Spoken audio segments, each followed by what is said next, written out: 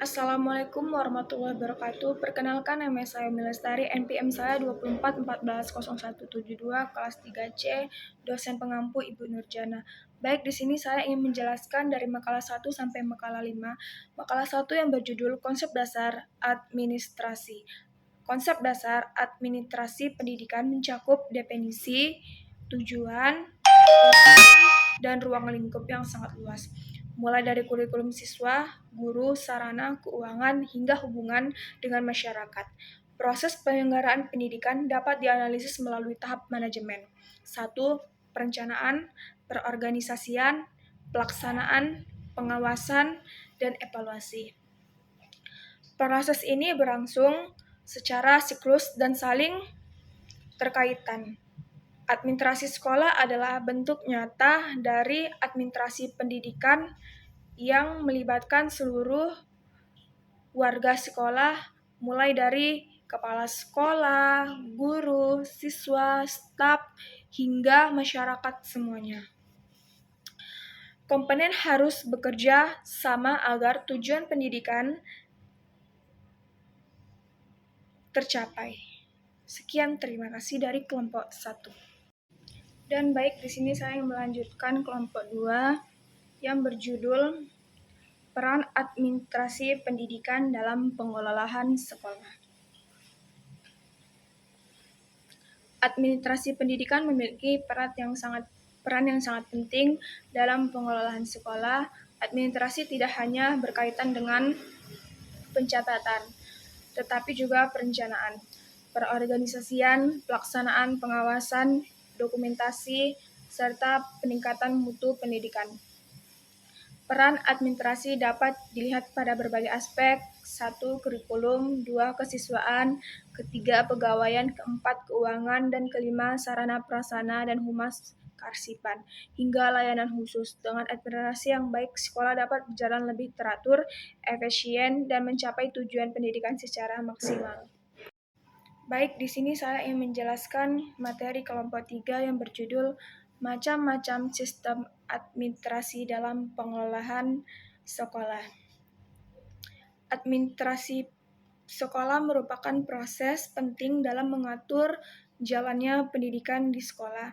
Agar lebih terarah dan efektif, sistem administrasi sekolah berbagi ke dalam beberapa bidang, di antaranya administrasi kurikulum, kesiswaan, pegawaian, keuangan, sarana prasarana, humas, persuratan, dan layanan khusus.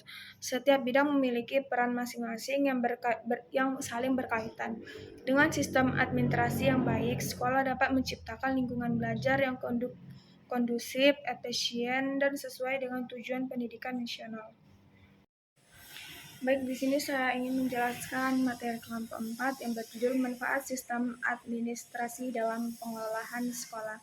Sistem administrasi dalam pengelolaan sekolah merupakan urat nadi yang memastikan seluruh komponen sekolah berfungsi secara harmonis dan terarah. Manfaat utama sistem administrasi dalam disimpulkan dalam 3 poin penting yang saling berkaitan. 1.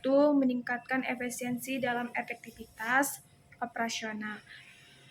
Administrasi menyediakan kerangka kerja yang struktur untuk mengatur semua sumber daya atau SDM, keuangan, sarana, dan waktu.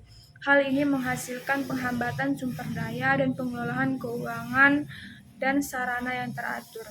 Mencegah pemborosan sementara. Pengolahan waktu yang baik membuat pekerjaan lebih cepat selesai dan pencapaian target tepat sasaran dengan perencanaan dan pengawasan yang jelas. Setiap kegiatan mulai dari proses belajar mengajar hingga penggunaan anggaran terjamin secara dengan efektivitas.